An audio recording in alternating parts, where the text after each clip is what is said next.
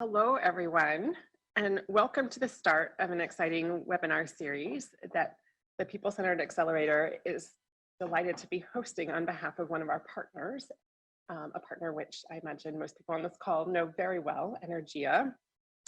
I'm here as the lead of SE for All's work on gender and energy access. I also lead our People-Centered Accelerator. I'm Caroline McGregor. Nice, I wish I could funny with webinars, we can't do this in person, but nice to virtually meet you all. And again, welcome. I thought I'd say a couple things about the People-Centered Accelerator for anyone who might be less familiar with it. It's a very broad partnership that SE for All launched a couple years ago. And it's dedicated to gender equality, social inclusion, and women's empowerment in the energy access space. So gender and energy access is, of course, near and dear to our hearts.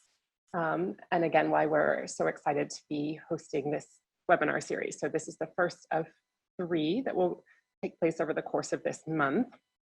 Just as a matter of kind of what to expect and a little bit of housekeeping, we'll hear from the presenters that you see here on your screen. We've asked them to each take no more than 10 minutes, if at all possible, so that we'll have as much time as possible for an exchange with all of you and to hear from you and your questions, and hopefully we can get to a really interesting dialogue.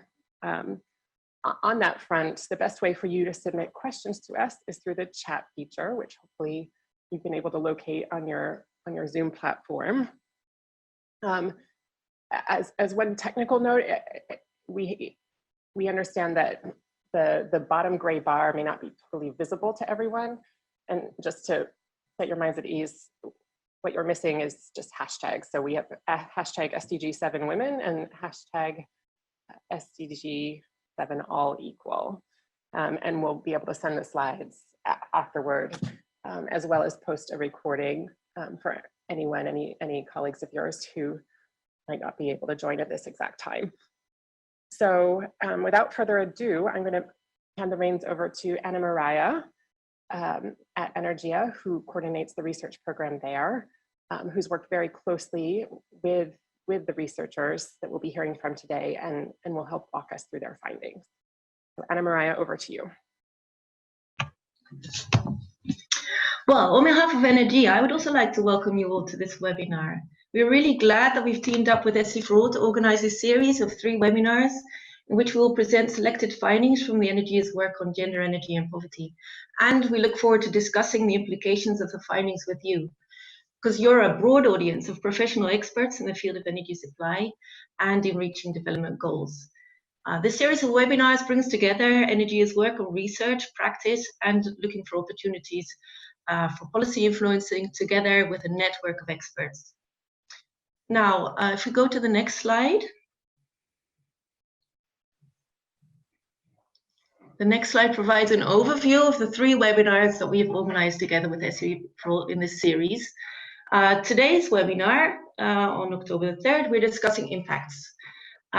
In this webinar, we'll be looking at understanding the gendered impacts of energy access. Of course, all of us recognize that men and women have different energy needs and different levels of access and control over energy sources and technologies. In this webinar, we're looking to providing insights on how access to energy, including both electricity and cooking energy, impacts men and women differently, and what can be done to increase the benefits for women.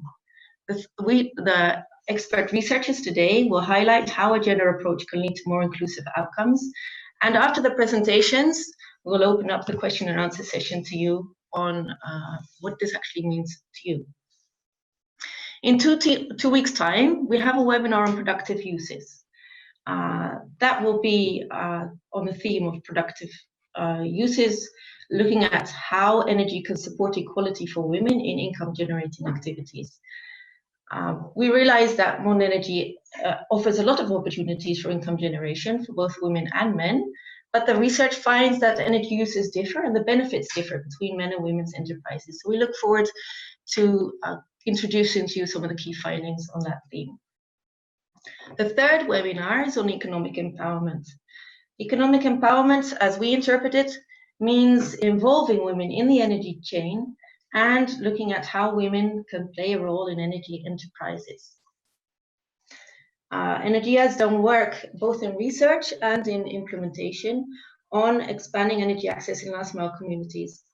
When women have a role in such energy supply, they actually do reach an audience that may otherwise not be reached. So we look forward to presenting the findings on that.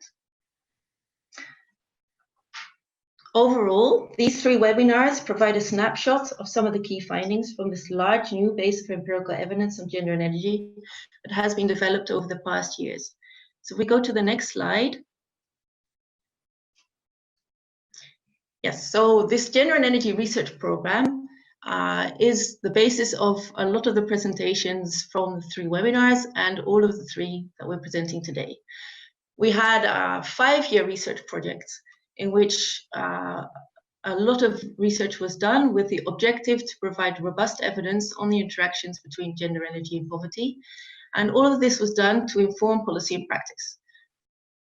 It was a project funded by DFID, in which 9 teams cooperated in 12 countries, in altogether 29 partners and over 70 researchers, looking at the topic of gender and energy from different angles. Each team had a different set of research questions, focusing on different topics. And the topics covered include impacts of energy access, political economy, subsidies and pricing, productive uses, gender approaches, women in supply, and trends in gender and energy. So if we look at this huge research program, it's actually quite unique in its scale, size, and scope. And it fills in a lot of the need for evidence, because there's a lot of examples out there, a lot of cases, but actually learning and understanding what this means for practice is something we hope that has filled in an important gap in this space. These teams have all developed research reports, and in the coming weeks, these research reports will be launched. This set of webinars will be part of this launch, but you will also see on the internet and on our different media channels, lots of different things coming out, such as infographics and blogs all around these different themes. So we look forward to seeing you online as well. Then if we can go to the presenters for today. We're really happy to have some of the key researchers from the different research teams. We've named the research teams across 2 research areas, which are the numbers. But I'll quickly introduce you to the presenters for today. Maggie Matinga will present the study on impacts of electrification, which is carried out by the RA1 team. We're led by the University of Oslo. Maggie is from Dunamai Energy. She was one of the senior researchers in the research project, and she also played a very important role in disseminating findings to trainings for energy practitioners and policymakers. Her presentation today will give some highlights of insights developed by the study on the impact of electricity access on women's empowerment, and also look at gender issues in electricity access. So thank you, Maggie, for joining us. Then the second presenter will be Govind Kelkar. She's a very senior expert, well known all over the world on gender, and she is a key policy advocate of gender equality at both national level in India and at many, many international platforms. Govind led the RA3 team that performed research from a political economy perspective. And the partners for this team were MSSRF India and CRT in Nepal. In today's presentation, Govind will convey some of the key findings on drivers on gender and energy policies and on recommendations on what this means for building an enabling environment to include gender in energy and the other way around. Then the third presentation today will be a joint presentation by Laura Merrill and Shruti Sharma from the GSI ISD team of the RA4 consortium. Laura led the international consortium with research taking place in India, Bangladesh, Nigeria, and Indonesia. And she played an important role in linking both the expert networks in LPG and fuel subsidies to our own networks on gender and energy and cooking. So thanks for that, Laura. Shruti was a policy advisor and energy specialist for GSI and managed the research in India. Both of them will be presenting the findings mainly around the benefits and limitations of subsidies from this larger research project. So today's webinar gives you the opportunity to hear from the researchers firsthand. We note that these are only some of the key findings from the research. There was lots more, and we look forward to presenting this in the other webinars and through our links on the website. I'll now give the floor to the research teams. I look forward to hearing your feedback and questions. Please do mark them for each presenter in the chat function. So Maggie, I think you have the floor. Thanks.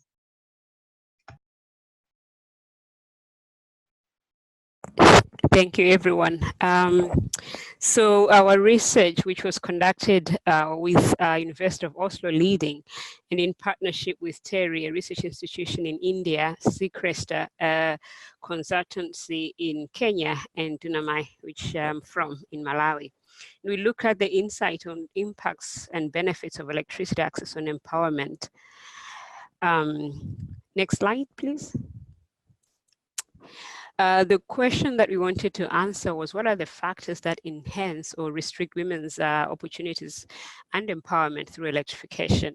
So we wanted to look at, what factors help them attain empowerment, because in the literature we talk about that possibility, but what helps them? And also why is it that in some cases we don't see this empowerment coming through from energy access or even from inclusion in energy supply chains? We conducted in-depth interviews and focus group discussions. So our research was both qualitative and quantitative. And from the qualitative side, we had interactions with at least 273 interactions. So these could be in-depth interviews or focus group discussions. And then we had household interviews with 642 households. And this was across 6 major districts and 3 countries in Kenya, India, and Nepal. Next slide, please. Very quickly, Anna Maria talked about, we all know that energy is experienced or is accessed differently, and the benefits are different for women and men.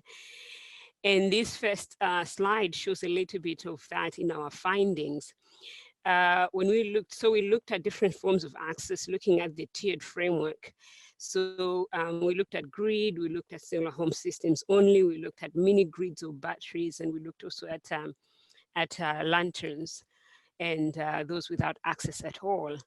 And what we found is that, for example, when you compared to Kenya and India, we found in Kenya particularly that widows and divorcees are less likely to have access than any other group, whether it was married persons or men. Widowers or single men were also less likely to gain access, electricity access of any type, compared to women. Compared to men who are in partnerships or marriages. And this is also true when you look at grid access. Men were more likely to have grid access than women. Men were more likely to have solar home systems than divorcees or widows.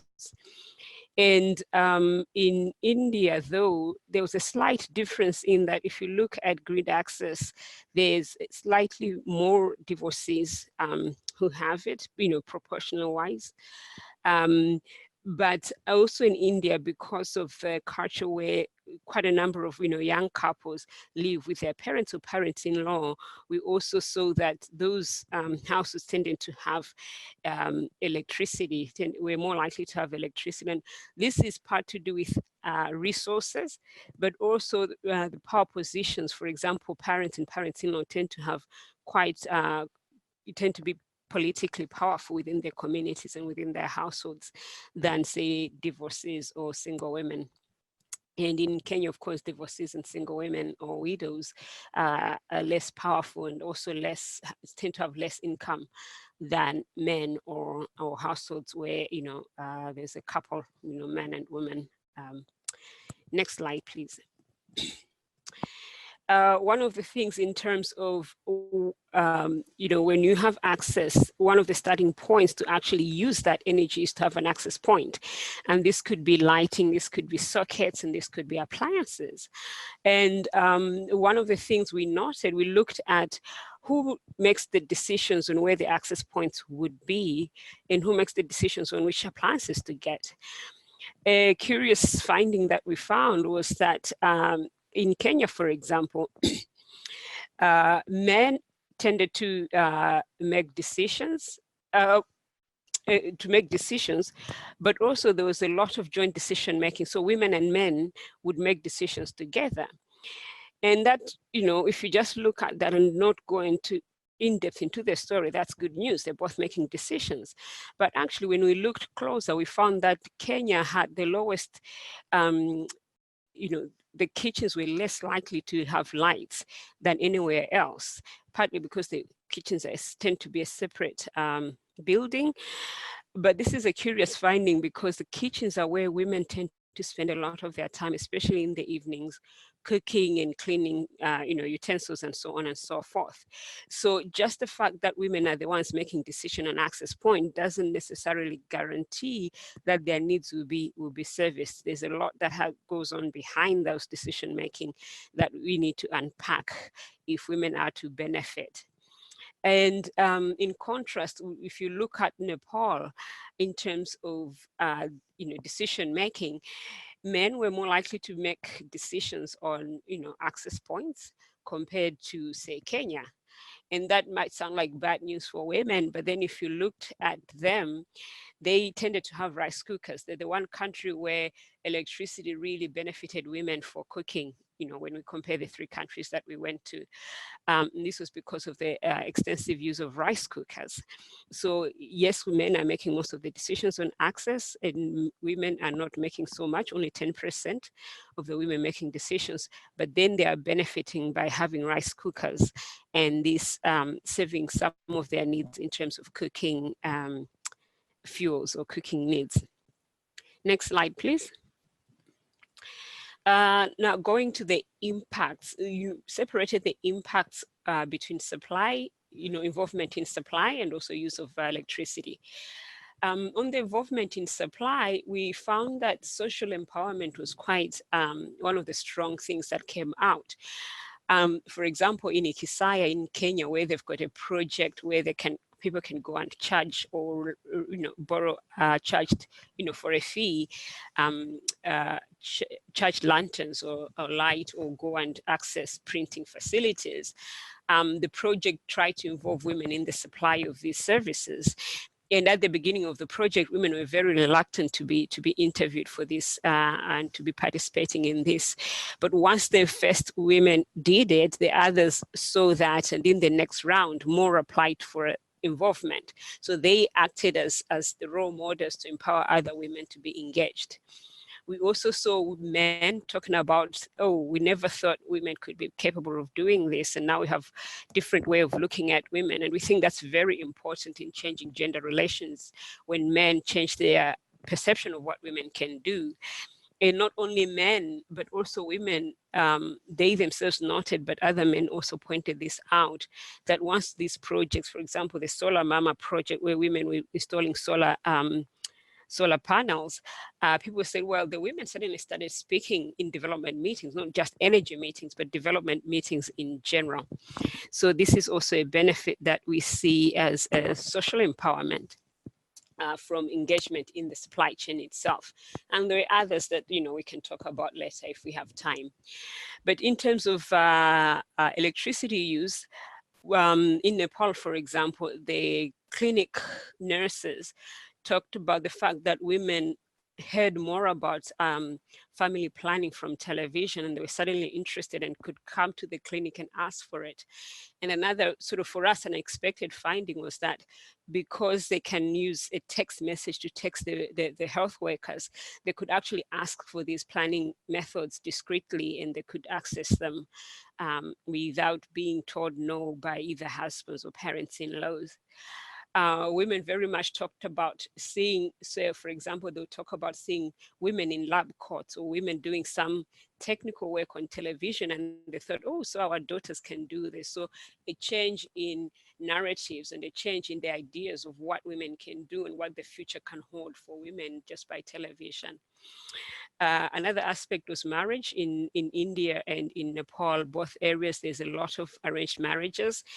And one of the things that came from television, but also contact of young people through social media, was that they reported an increase in, people selecting their own marriage partners. There was a little bit of productive use of energy, but mostly these were in areas where the market existed and there were risk reduction mechanisms that enabled the women to feel brave enough to start engaging in these activities. And of course, we also experienced decreases in time spent cooking, spent collecting firewood and preparing food. And this was mostly due to the use of rice cookers. There was no need to attend constantly the rice cooking. There was no need to collect as much firewood as well. Next slide, please. So what can we do about to get energy to be more equitable or to encourage more equitable access to electricity in particular? I think gender-specific support for marginalized group is definitely one thing that we noted, and particularly, for example, in Kenya, where there's been a drive for grid electricity, but it's done essentially in a gender-neutral way, and hasn't really reached most of the poorest, both men and women, but particularly the poorer women and the widows. And then some of the projects, especially the smaller projects that came in with a gender approach, could reach those women by really finding out who are the most marginalized and how to reach them. Another aspect that we believe would be important is gender consciousness among users and communities, as well as the service providers. When I talk about gender consciousness, an example is in the case of Kenya, where the women are part of the decision-making process, but they don't think of their own needs, like lighting in the kitchens they work in. And this is partly because, these are women who have made the decisions throughout their lives in a very patriarchal way. So they put themselves last, if at all. And so you need that gender consciousness and not just say, well, we're involving women without changing the mindsets of both men and women. Another aspect is taking sort of an ecosystem approach, not just working with men and women, but also working with other actors. And we saw the advantage of this a lot, for example, in the productive use benefits in Nepal, where women were engaging in poultry business, but not only because they had electricity, which helped with the raising of the chicks, but partly or mostly because the provider of these chicks had a contract that said, when the chicks are, fully grown chickens and you can't sell them, I'll buy them back. So that's a risk reduction mechanism. And this is a partner that they can cooperate with. And also the partner that helped them look at the competition and look at the markets, and therefore sort of completed the supply chain rather than just providing energy and hoping that somehow it would trigger a change. Another thing is that pragmatic selection, and this is really with respect to involving women in supply chains. We saw this in Kenya, where it was really trying to find out which are the women who are already interested in doing this, and not pushing them to try to include every woman and try to force them into a project. The flip side was this that we saw in Kenya was, the trained women, in Nepal, the women that were trained to be involved in the supply chains were young women, but they got married and got out of the village. So the benefits really were not there. The inclusion of women didn't happen because they went on to do other things and they went out of the village. So pragmatic selection and long-term support, which was in Kenya, where they supported the women to make sure they understood their business they were trained, they were helped, sort of hand-holding in the first years rather than train them and leave them alone. And then finally, an intersectional approach. And by this, we mean that not just to look at women and men, but also to look at the different kinds of women we're trying to reach. The widows, for example, who in Kenya were sort of at the bottom of the power ladder, both in terms of economic power and social and political power in the communities. And then to look at them differently from the other women who might be sort of maybe married women who can derive some power from that position. And so really to look at the different kinds of people we want to reach. Next slide. So just to thank the partners we worked with, both in all the 3 countries, and also Oslo, University of Oslo, Terry, Seacrest, that were all involved in this project. Thank you very much. Thank you very much, Maggie. It was a wonderful presentation. I would like to remind all participants to please send any questions you may have for further clarification or out of interest, and especially focusing on maybe what this means for you in practice, in the chat function, which can be accessed to the right of your screen. Okay, now I would like to welcome Govind Kalkar for her presentation on gender and energy access, looking at the political economy perspective. Thank you, Govind.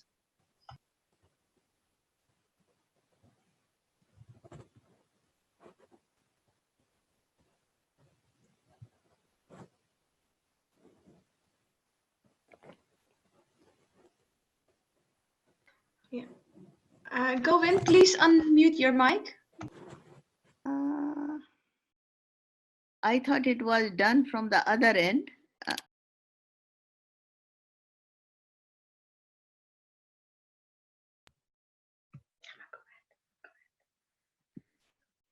Can you hear me now? Go ahead, Govind. Thank you. Okay, all right. So I said that I thanked everybody, and particularly Anne-Marie and Caroline. And you heard about the background of the research. So this is the research I would present, and on question of political economy. So can we go to the next slide, please?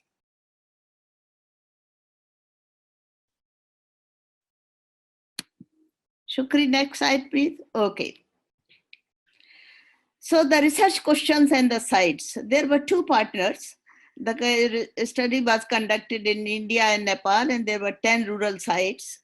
But the research question is important in terms of does a gender-responsive approach provide greater empowerment to women and girls than traditional approaches? Most of the traditional approaches have been based on the household or the head of the household. So we wanted to really look at things in a different way, that how the gender responsive approach can help in terms of the looking at the energy sector. Our methods included feminist political economy analysis of data collected through quantitative and qualitative methods at micro, meso, and macro levels, discussing with the various partners and stakeholders at these levels. And the partners were, of course, MS Swaminathan Research Foundation based in Chennai and Center for Rural Technology in Nepal. Next slide, please. So what were the drivers having most effect on gender and energy policies? This was the political economy analysis that became this thing. One was really the question of votes. That we have the kind of election every 5 years, and the women are seen as a very powerful vote bank, and rural women in particular, because 63% population is still in the rural areas. So how this question that we look at really, that how state appeals to 2 sets of people. One is or 2 groups of people, that one are the elites with male forms of power, that means patriarchal, believing in patriarchal forms of power, having access to governance, all the institutions of the governance, politics, economy, even the community institutions. And so state tries to approach them at the time of the elections. And this election preparation is done of course, for years together, for 2 years, certainly before the elections. And the second is the political constituency of organized groups of rural women and men who are in the village or in the hinterland, who influence through their voting rights. They are really, they are called vote banks. So something has to be done for them in order to get their votes, to remain in power, the regime remains in power. So this was one of the things that one driving factor having the effect on gender and energy policy, why energy policies were developed. That is the energy policy we have, I'll just come to what kind of energy policy was. Two things were that one energy policy, which is internationally famous, is the clean cooking energy policy, particularly for household below poverty line. And second energy policy was the agricultural machinery given on a very subsidized rate to women, 20 to 60%. These were the two policies we examined, and then this is we said why these policies were made, and this was our analysis. Second was the enabling environments, creation of an enabling environment. And this is a fuzzy word, but enabling environment is really, we have discussed in terms of institutional structures to support an environment that recognizes the need to address gender-specific barriers. We all know in Asia and Africa how gender-specific barriers are there. Social norms, other things, male dominant in the community and the modern institutions, low representation of women in the politics, hardly any kind of inheritance and land rights to women. So these are the gender-specific barriers, how they were addressed, and then tries to address gendered social norms with policies and effective implementation.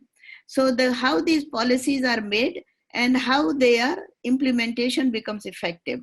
And in this, the clean cooking energy, where India got a lot of kind of reputation, the current regime, particularly international good reputation, is because of its effective implementation. It was not only like other policies, it was made, but not implemented. They made sure that it was popularized. It was reported every year how many households have been covered or not every year, twice a year.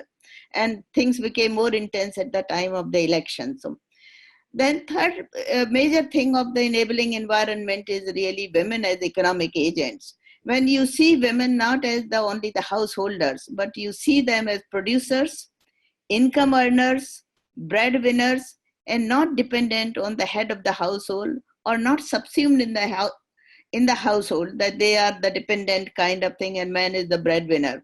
Because in clean cooking energy, what was important, although it is a kind of very limited kind of in terms of our feminist analysis, but very important also that all women were given connections, LPG connections in the name of a woman of the household, irrespective of the fact she was single, married, widowed, or it doesn't matter. So it was given in the name of the adult woman. So that was a very, very important, because that shows that women need this energy in their own rights. So women as economic agents, so that would be, I would call it, as seen as producers, as income earners, or kind of recognition of the housework as the kind of work that was recognized. This was just the beginning, implicit assumption. So when women are the breadwinners, our research shows that 57% of the women who were the breadwinners of the home used LPG as their primary cooking fuel. Research has shown that it is really that there is a kind of, what is that? Okay, I was looking at the mail, so some message. So this was one of the things, and compared to 29% of women who did not earn an income. So if women have the recognized, or women are recognized as the head of the household, or considered as individuals in the household, they can make decisions to have a LPG. Next slide, please. I will be within time, so don't worry. Institutional structures for enabling environment through knowledge and skills. What is need is really not only those factors, but at the meso micro levels, gender social norms are being challenged. This was another factor. This is being challenged by policies. This is being challenged by women themselves and some men. That is also, some men also challenge. And this challenging of the, and we all know social norms, how patriarchal India is. This was Maggie also pointed out. And so is Nepal. So these social norms, recognizing women as breadwinners, or women having knowledge and women having skills and production agency to produce, this was one of the things these were challenged. When women became independent earners or become independent earners, rather than unpaid family workers, social norm change in favor of women.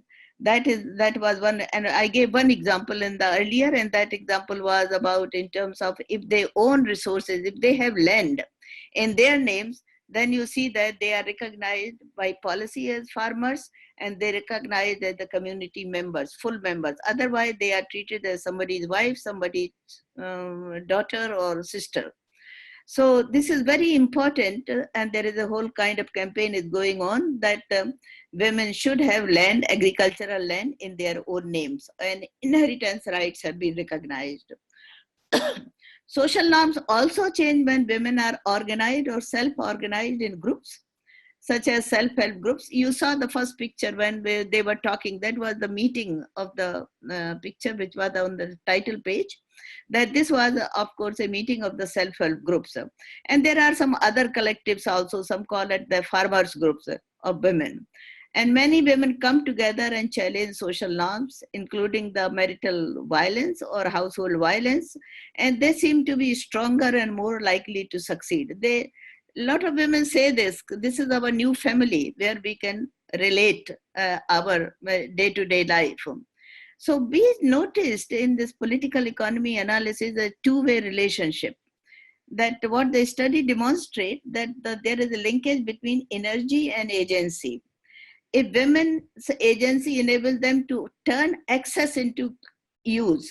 So when they have the access, they start using it if they have the agency, that is the decision making and capacity to think and capacity to make decisions, act on their decisions. This is how, very brief definition of agency. And their use of modern energy and production in turn also increases women's agency and empowers them. So we have to see that this is a close linkages. What is called women's empowerment, that should be seen it is a kind of very important component of the women's agency is a very important component of empowerment. So women's empowerment really lies in seeing that this close link between energy and women's agency. That is important to recognize. Next slide, please. So how do we, what can be the key messages for policy and in terms of building a effective enabling environment?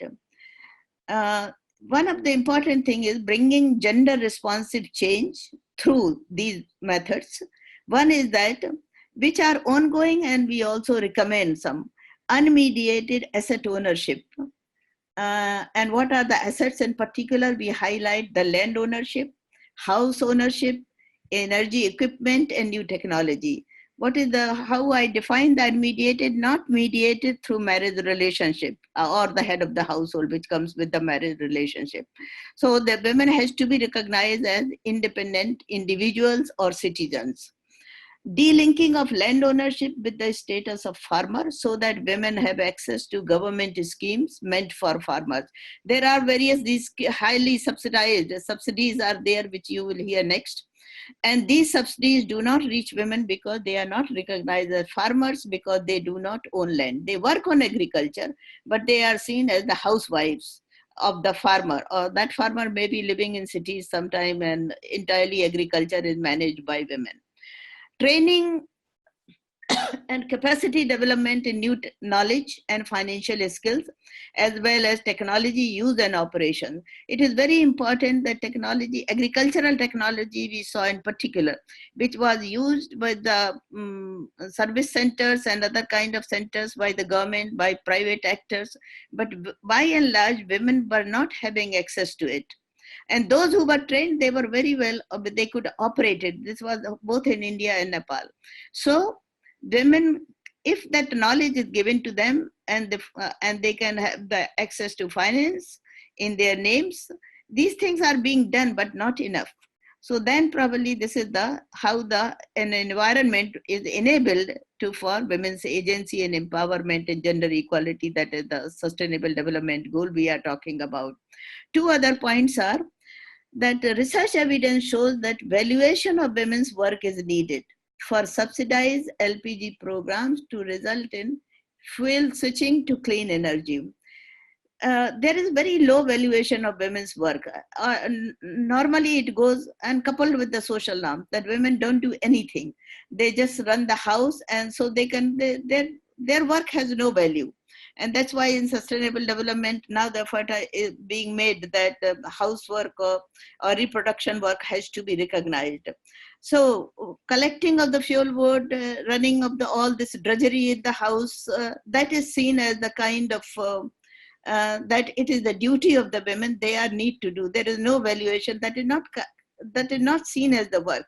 Now this value needs to be recognized.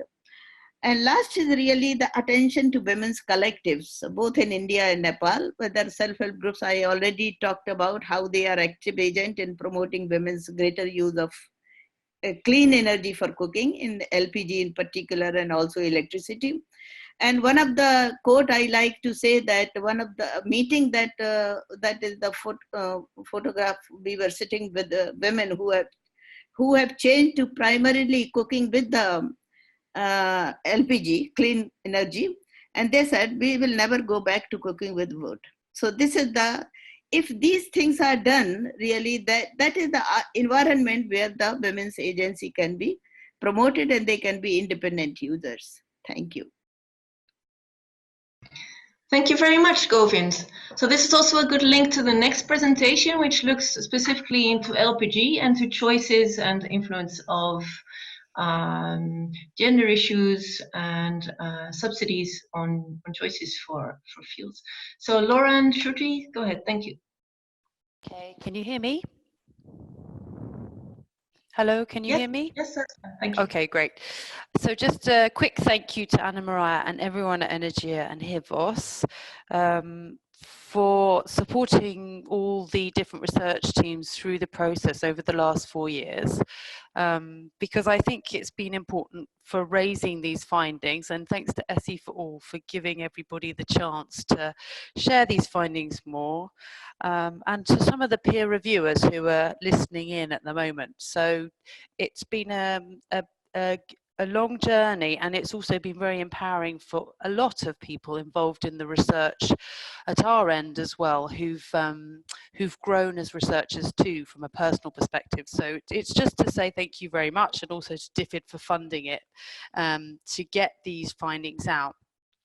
I'm from the Global Subsidies Initiative of the International Institute for Sustainable Development. My name's Nora Merrill, and my colleague Shruti Sharma will be presenting on India in a minute. And the reason that we found this work really quite important, next slide please, is that the opportunities are so massive for policy change from this particular issue. And I had hoped to have a slide here just on the big picture. Basically, we have around 500 billion of fossil fuel subsidies every year that are going on energy, and this is around more than seven times more than what's needed to finance the energy access gap. You've got 1 billion without electricity and 2.5 billion using biomass for cooking. And so what that says is that these current subsidies from governments on energy and fossil fuels are really very badly targeted towards actually delivering outcomes of energy access. Energy access goals are part of SDG 7, so is fossil fuel subsidy reform part of SDG 12. There's also SDG 5 on gender equality. So it was a very exciting opportunity to really look at the nexus between these policies. I had another slide of a map. Anyway, the map that was in my presentation, which doesn't seem to be here, is that over the last 4 years, around 50 countries have undergone some level of subsidy reform. And what we found is that this really presents an opportunity for governments and for this research to influence those reforms and to really, firstly, cluster the benefits around gender empowerment and energy access, and secondly, to share the lessons from this sort of research and others about when governments do energy sector reforms, how they really reduce the negative effects of these forms on women. Okay, I had another slide that was around removing and targeting swaps. So the opportunities are very large, and what we found in research that we published in 2017 is that between 12 and 15 countries have very high fossil fuel subsidies and also very large energy access deficits. And so our approach has been around removing subsidies, targeting them better, and then swapping them towards energy access and more sustainable energy. So the research that we did here was around the opportunities and issues concerning gender and these reforms and these subsidies. We did a big literature review in 2016 where we reviewed about 40 reform incidents, and we had case studies on Mexico, Peru and Morocco. We looked at Oportunidades in Mexico and FIS in Peru and Tazir and Ramid in Morocco, and all these sort of programs that have been put in place as a result of energy sector reforms to try and target the subsidies better. Then we did primary research, around 2,500 household surveys across 3 countries, Bangladesh, India, and Nigeria, and a data audit in Indonesia where they're considering massive reforms of their LPG cooking subsidies. We also did focus group discussions to try and get a sense of what was going on. Next slide, please. Okay, so I'm going to talk about, sorry, but these are not the slides that I had downloaded from before. So I'm going to talk about the findings of the impact from our work. I don't know if you've got that slide in this pack. The first one is around overall fuel subsidies, which we found were not working well for poor women. And this has been reinforced from other research from the World Bank and IMF and others. They're really not well targeted at poor women. And we also gathered lots of price information in that sometimes we found that, especially with kerosene subsidies, these didn't lower the prices significantly of fuels. So this idea that sometimes subsidies lead to more affordability, especially for kerosene, didn't hold. Sometimes the subsidies can lead to scarcity and not being accessed by all, especially consumption subsidies. And especially this point that Govind made, when you're competing with women's freely available labour, which makes it very difficult for subsidies to really work so that energy is available for free.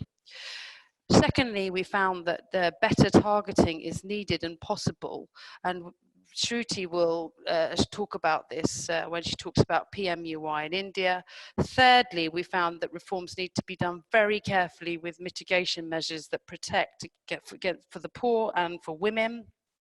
We found that many households can absorb increased costs of energy linked to subsidy reform, but many houses might not, and they might shift back to biomass and reduce spending elsewhere.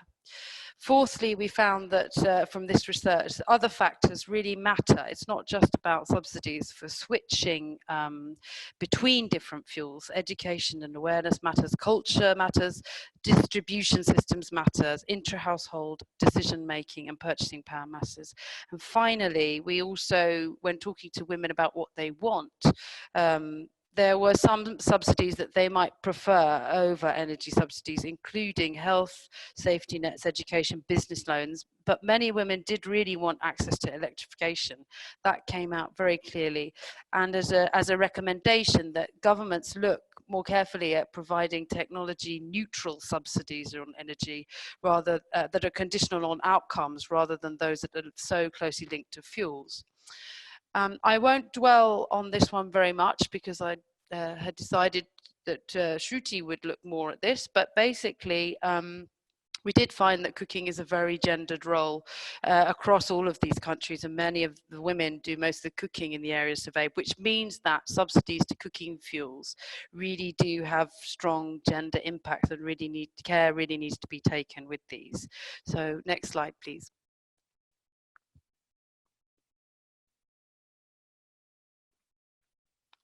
And this is to go to Shruti now, I believe. Yeah, thanks, Laura. I'm going to look at and talk about LPG subsidies in India. So a quick overview is that most of India still cooks on biomass, and this makes LPG subsidies India's biggest policy for addressing clean cooking. And it also makes LPG subsidies the single largest petroleum subsidy impacting government budgets.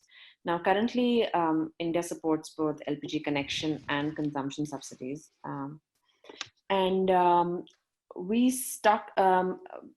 I'd like to break down like the LPG subsidies that India offers under two categories, which is one is a consumption subsidy, which is PEHEL, and another one is PMUY. This slide is talking about the impacts from the PMUY, which is the connection subsidy, that covers some of the cost associated with using the product for the first time.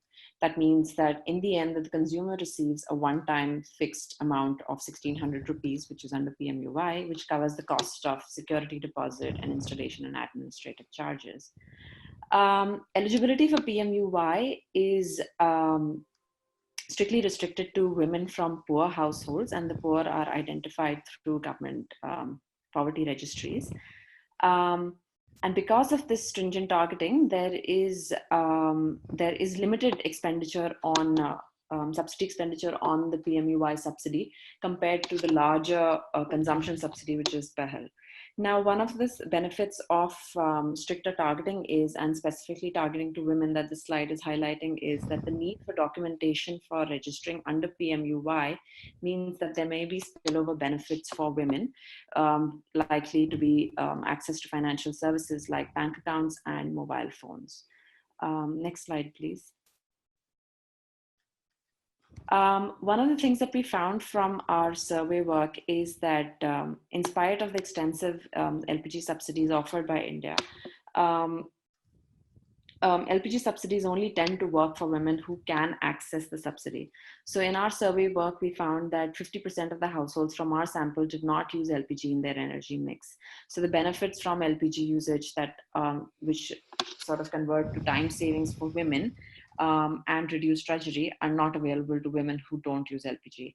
Another point is that fuel stacking also prevents women from receiving health benefits that would have arisen from exclusive LPG usage.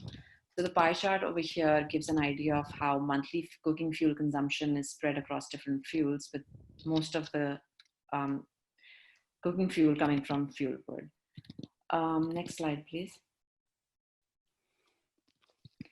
One of the limitations of LPG subsidy is that competition with biomass remains. And that's because others have spoken about this, is because women's time and labor are not assigned a financial value. Freely available biomass, particularly in rural areas, competes with any subsidized fuel. And the PMUY scheme, which is the connection subsidy targeted to women from poor households, has not been able to address this challenge. Next slide, please. So in the end, one of the things, of the many things we're recommending, some of them I've highlighted here. The big thing that we're recommending is that because there are ongoing refinements to LPG subsidy policy in India, it is a very much work in progress and the government is open to recommendations. We are recommending that there be better targeting of LPG subsidies. More specifically, we recommend that subsidy expenditure be redirected from the largely untargeted PAHEL consumption subsidy to targeted PMUY subsidies. A quick recall is that on this is that expenditure on untargeted PAHEL consumption subsidies is about 8 times more than that on the targeted PMUY subsidies. It seems counterintuitive that the government is doing this. Also, another point to recall is that subsidy beneficiaries under PAHEL, which is the consumption subsidy, are largely non-poor households as compared to the PMUY subsidy, which is offered to women from poor households. But we noticed that even in the PMUY, there is a scope to improve targeting. Among surveyed households in our research, we found only 48% of the PMUY beneficiaries were among the poorest 40% of the households. We also recommend that there be a review of subsidies to ensure the poorest can afford a new connection. Under the design of the current PMUY subsidy, there is an option of a loan to pay for the subsidized registration. But this effectively increases the refill prices during the loan payback period. Though one of the oil marketing companies which retails the subsidized cylinders is considering redesigning this, and perhaps may also have. In terms of alternative clean cooking options, the extent of India's commitment to promote LPG has been admirable, but it has also arguably crowded out resources for a more holistic strategy for clean cooking. For example, towards electricity, given that there is near 100% universal electrification, electric cook stoves should be considered in the long-term strategy for India's clean cooking options. Next slide, please. Right, then I'll stop here. I think as the last speaker, I have the great task of wrapping up on time, which I think Energy have done so very rightly by cutting down on our slides. But thank you very much. I apologize for my speed, but just a reminder that all our publications are online for further reading. And if you have any questions, please reach out to us. Thank you very, very much, Shruti, Laura, Govind, Maggie. That was a very rich array of content that you've managed to pack into a very short amount of time. I know 60 minutes feels we could go on for so much longer. And I'm just looking at the clock. We don't have much time, unfortunately, for the questions. And there have been some good ones that have been answered in the question and answer function, but I think what I might do is pool the questions that have come in. I will kind of offer them up to the panel, and then we'll go through, and each panelist will have a crack at kind of responding on whatever front they so desire. And then, of course, any final thoughts as we close out. So some of the questions were, one was around gender consciousness, and this was a question to you, Maggie. And examples of how to overcome that in practice. Another really interesting question was much broader, stepping back. What has surprised you in your research? What has come unexpectedly across your desks? And then a third question, did having access change gender roles in the way that men helped more perhaps with household tasks, or in what you saw in your research was energy access assisting women in performing their traditional roles? So those three questions, and then final thoughts from each of the panelists, and maybe we'll just go in the same order. So Maggie, can you come off mute and thank you. Answer two of the questions. That is, yes, some gender roles changed slightly. So men were more likely to cook with rice cookers, helping women. But even the changing of the easing of traditional roles was also important for women. So I answered that. People can look in the answer panel. The same thing I also answered on the sorry. I'll answer on the gender consciousness. I think one is just having an awareness drives, so that where you can really present to both men and women how differently they access things, how differently they benefit from things. And I think this can be distilled even at a village level. And, you know, I remember doing work in South Africa, and when I said to a woman, what do you do when you wake up? And she listed her duties, and I asked the same to a man.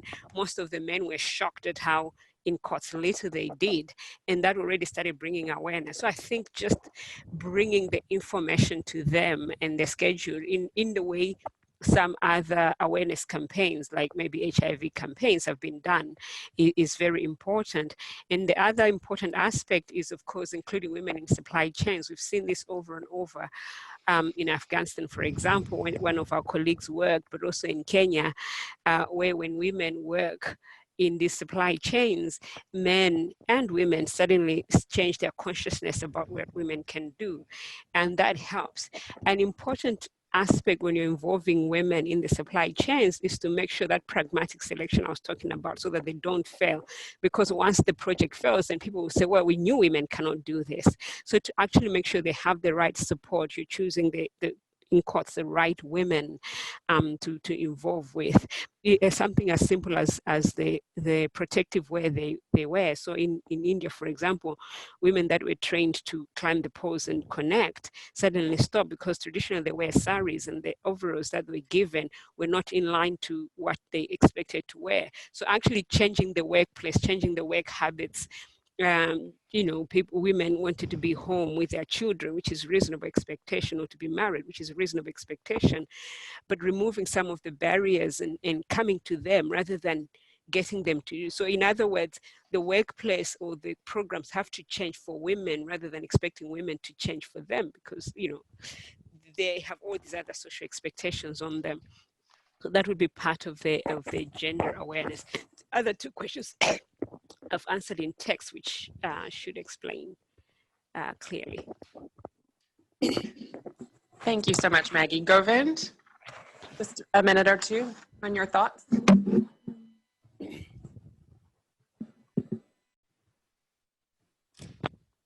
Two-way process. One is that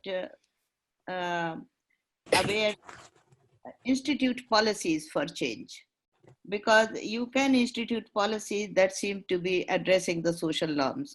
We have the policy that inheritance rights were given to women, and that made people think about it. Though it is true that these policies are not implemented, because this is the related question that I came unexpectedly. I came across my research, which surprised me, how social norms influence the formal and informal institutions, and both women and men. Largely men, because they are in the privileged position, but women also. So I think policy have a bigger role to play.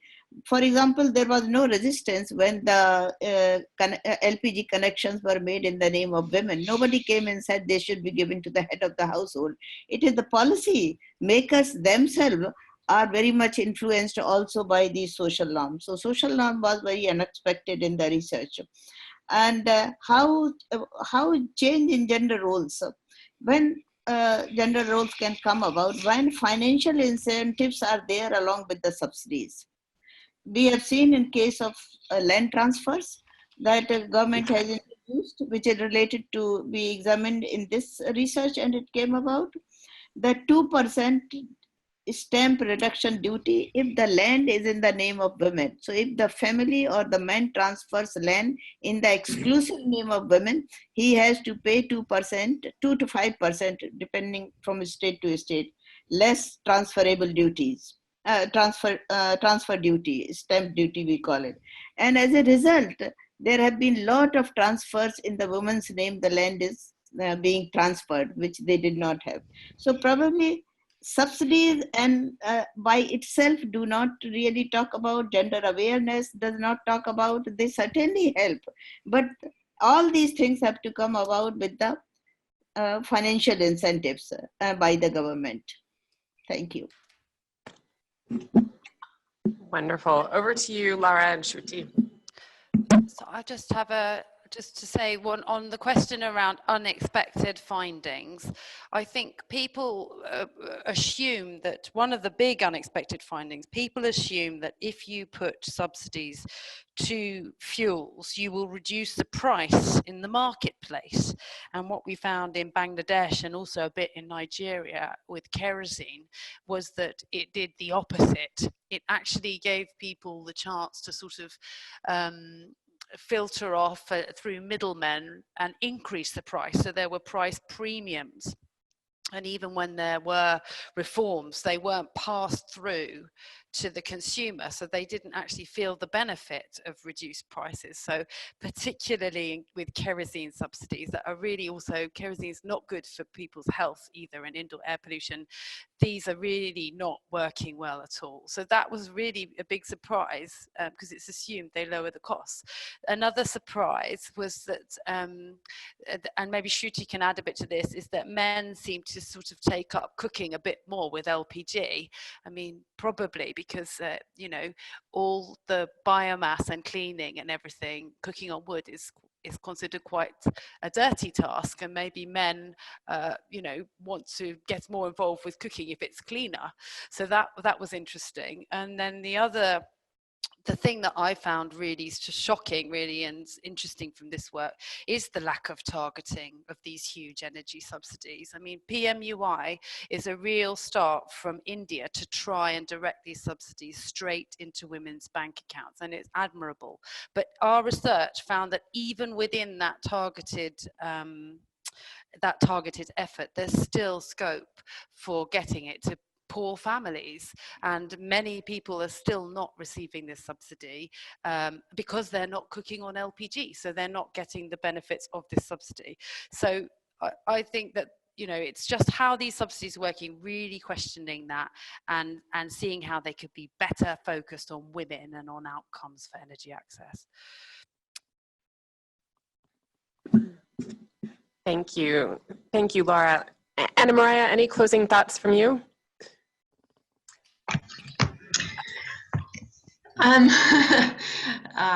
The main thing that springs to my mind is that this is such a wealth of information. I think we really welcome all the participants to keep asking us questions. There will be more follow-up research. There will be lots of uptake activities in the coming months, trying to reach out to practitioners, policymakers. So we do look forward to hearing from you and your priorities, so we can target you and reach out to you all. So thank you very much. Wonderful, and I'll just second that and remind everyone that our next webinar will be on the 17th of October on productive uses. So mark your calendars, register, and hopefully we'll see you there. Thank you so much for taking the time today, and have a great rest of your day.